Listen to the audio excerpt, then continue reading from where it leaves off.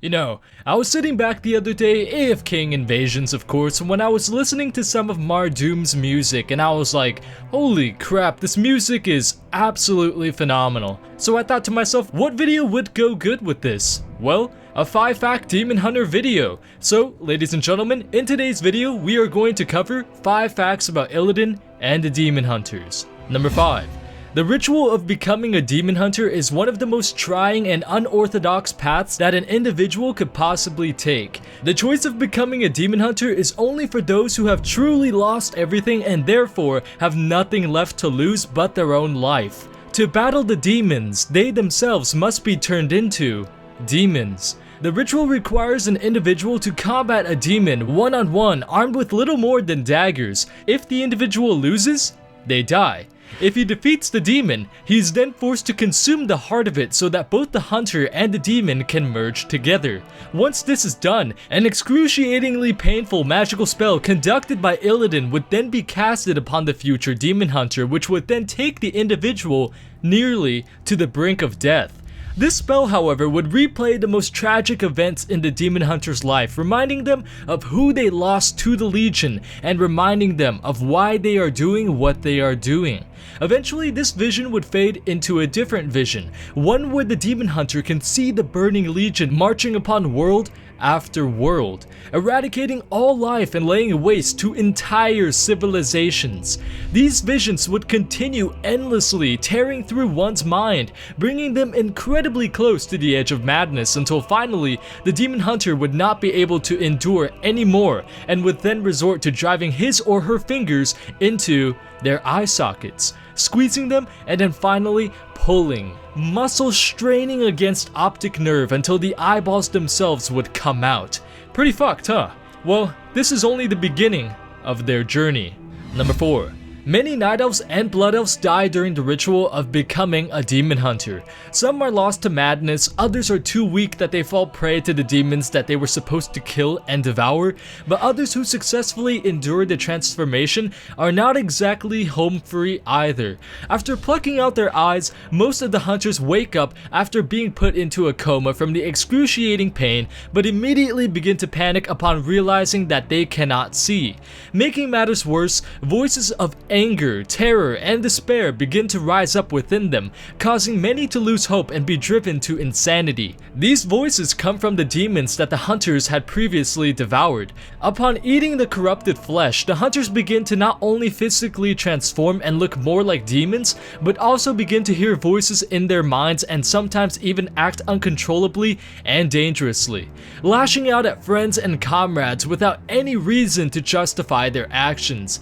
Many others, however, just keep to themselves, slowly being driven into hatred and anger. Hatred at the demons for what they had made the demon hunters resort to, and anger at the thought that they themselves were transforming into demons. This led to many individuals to try and cut off their scales to halt the transformation, but this results to many of them bleeding out and dying, or placed in such critical condition that a healer is called immediately to mend their wounds. Number 3.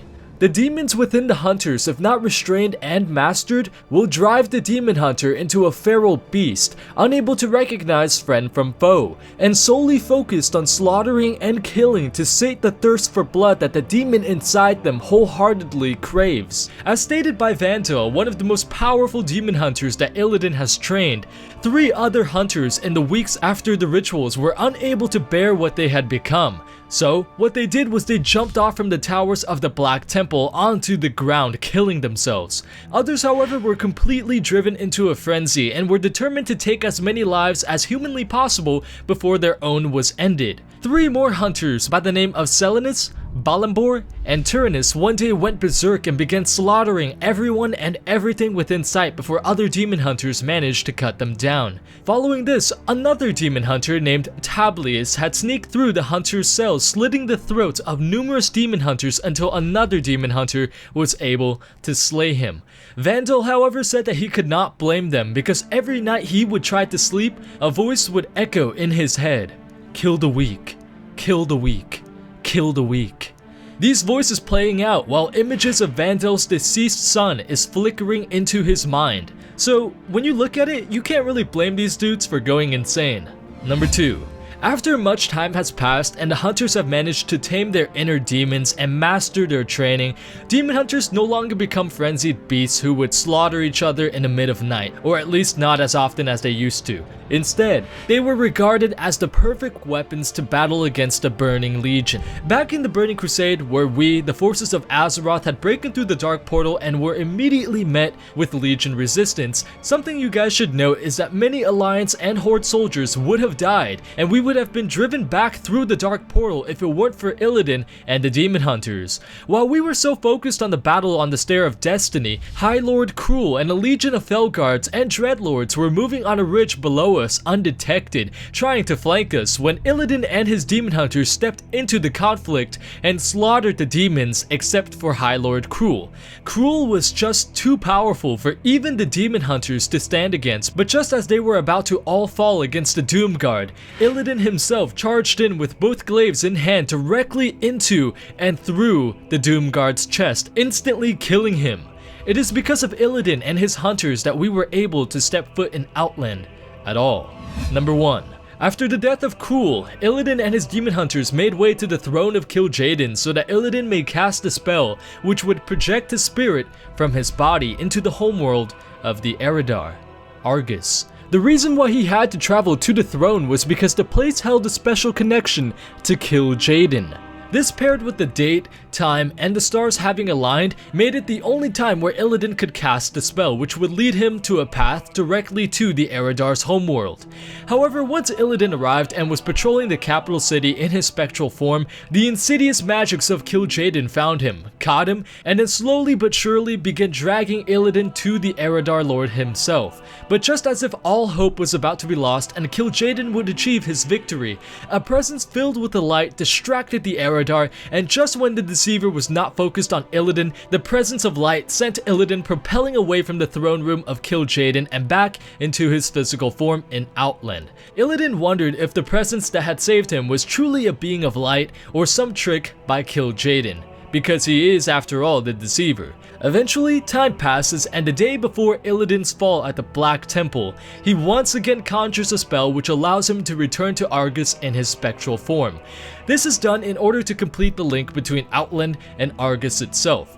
However, as Illidan makes his way back to Kil'jaeden's palace, weaving spells which acted as anchors to a portal which would link Outland to Argus, he once again was caught in an overwhelming presence filled with the light. He struggled and struggled, but even as powerful as he was, the Lord of Outland could not break free. Before he knew it, he was now in the presence of a Naru, but not any Naru, the oldest Naru to have ever existed, known only as the Elder Naru. Confused but still expecting the being to attack him, Illidan cautiously asked, "Do you serve Sargeras or Kil'jaeden?" The Naru laughed. "I do not." "Then what are you doing here?" "Waiting for you." The Naru then showed Illidan a vision, but not a vision of suffering or horror, but a vision that gave Illidan a sense of reassurance. This vision showed Illidan illuminated by a powerful aura of light as he led a golden army against not only demons, but against mighty beings of pure darkness, the Void Lords. As Illidan watched this, he felt the light embrace him, felt his heart at rest, felt as if things were right. The Naru then spoke, "You will be a hero, but there will be a price. There always is."